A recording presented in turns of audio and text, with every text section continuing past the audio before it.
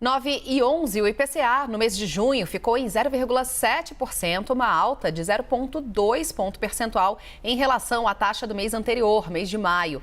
No ano, a inflação acumula uma alta de 5,49%. Nos últimos 12 meses, 11,89%. Os dados acabaram de ser divulgados e a Priscila Yazbek, como sempre, né? Saiu dados, ela já se debruça sobre eles e traz aqui a análise pra gente. Pri, o que você destaca aí, hein? Bom dia, ao vivo agora.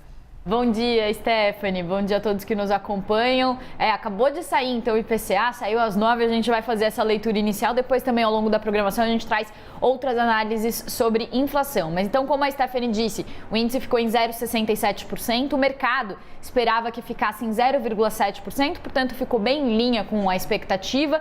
Vale falar que é uma aceleração sobre a inflação de maio, que estava em 0,47%. Em 12 meses, o índice subiu para 11,89%, acelerou em relação aos 12 meses encerrados em maio, quando a inflação estava em 11,73%. Com isso, o índice de inflação fica acima de 2 dígitos já pelo 10º mês seguido. Desde setembro do ano passado, a inflação está acima dos 2 dígitos por aqui. Falando um pouco sobre os grupos que influenciaram esses resultados, 9 grupos de atividade subiram. Os maiores destaques foram o grupo de alimentos, com a refeição fora do domicílio puxando, e também com os lanches subindo 2,21%. Isso é efeito da reabertura da economia, o pessoal vai para a rua, se movimenta mais, então teve um impacto aí na refeição fora do domicílio.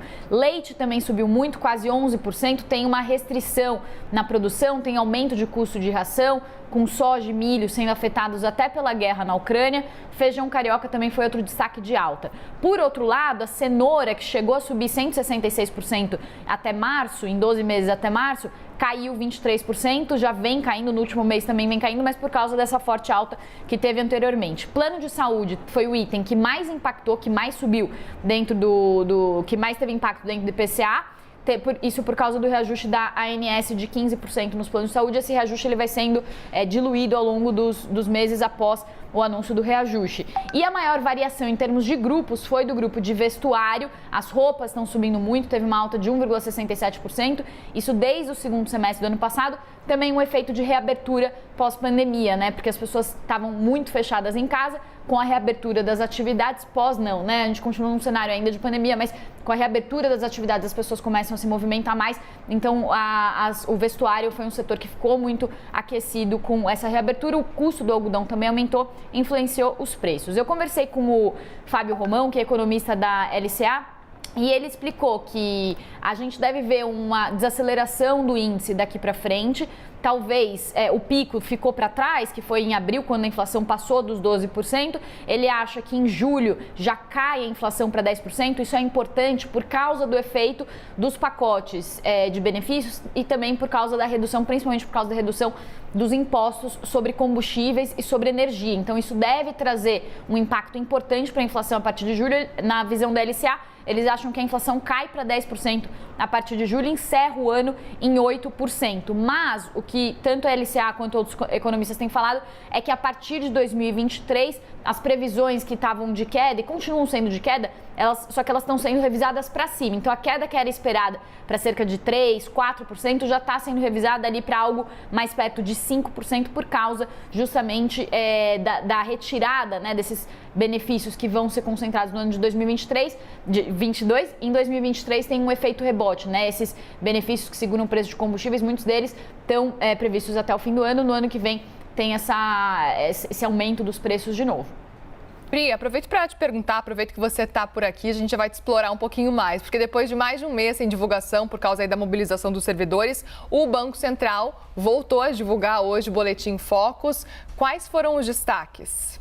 O Boletim Focus também tudo a ver com esse assunto de inflação, né? Traz perspectivas de inflação, traz perspectivas de PIB também. Os destaques, então, do Focus. O IPCA para 2022 caiu de 8,27% para 7,96%, também por causa desse efeito de redução dos preços dos combustíveis. As previsões para a inflação deste ano estão caindo, mas para o ano que vem as previsões estão subindo por causa de impacto fiscal, que acaba impactando o dólar. Então tem uma deterioração das contas públicas, isso faz o dólar aumentar, bate bate na inflação. Então, para o ano que vem, a perspectiva passou de 4,91% para 5,01% para o IPCA. O PIB desse ano também a previsão está aumentando, os dados estão surpreendendo positivamente, mercado de trabalho, também atividade. Então o PIB desse ano passa de 1,5% para 1,51%, uma ligeira alta. Para 2023, a previsão permanece em 0,5%, então os juros começam a fazer todo o seu efeito sobre a economia a partir do segundo semestre, isso desacelera a economia para o ano que vem, então a previsão é de um PIB menor para o ano que vem, de 0,5% contra 1,5% nesse ano. Dólar, a previsão segue para esse ano, caiu de R$ 5,10 para 5,9, para o ano que vem 5,10, e a taxa Selic, também novidade na taxa Selic prevista para esse ano continua em 13,75, mas aumentou de 10,25 para 10,5%, porque a previsão também é de uma inflação maior pelos motivos que eu citei, então a previsão de juros também sobe junto, porque os juros são elevados para conter aumento de inflação. Priscila Yazbek, completíssima. Já gravou o podcast de hoje, hein, Pri? O CNN Money? Já gravamos o podcast de hoje, falamos sobre o turbilhão no cenário internacional, né? Muitas notícias aí movimentando o noticiário. Hoje a triste notícia da morte do ex-premier do Japão, Shinzo Abe. Falamos sobre como isso está afetando o cenário global, o aumento das incertezas e como que isso bate aqui também na nossa economia.